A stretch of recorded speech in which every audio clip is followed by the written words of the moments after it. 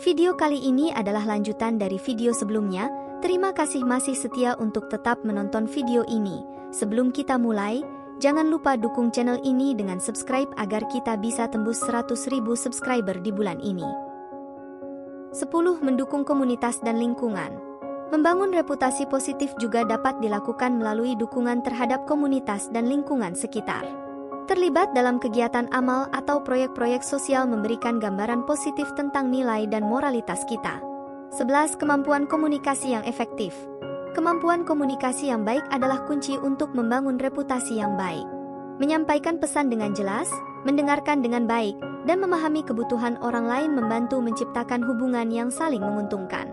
12. Berkontribusi pada kesuksesan tim. Dalam konteks kerja kelompok, reputasi seseorang seringkali terkait dengan kontribusinya pada kesuksesan tim. Membantu rekan kerja, berbagi pengetahuan, dan menjadi anggota tim yang andal dapat meningkatkan citra positif. 13. Memiliki visi dan tujuan yang jelas.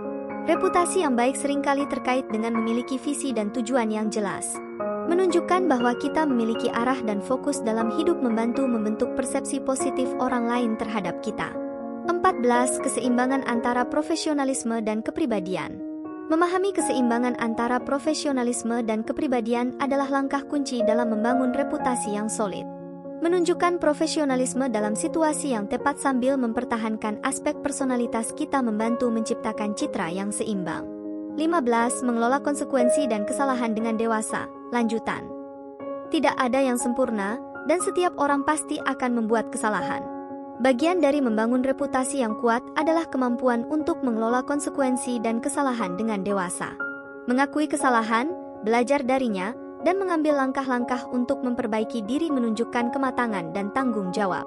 16. Konsistensi dalam perilaku dan keputusan. Konsistensi adalah kunci dalam membangun reputasi yang kuat.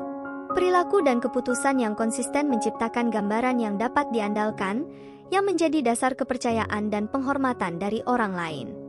17. Membangun jejak reputasi secara online. Di era digital ini, reputasi tidak hanya dibangun secara offline, tetapi juga online.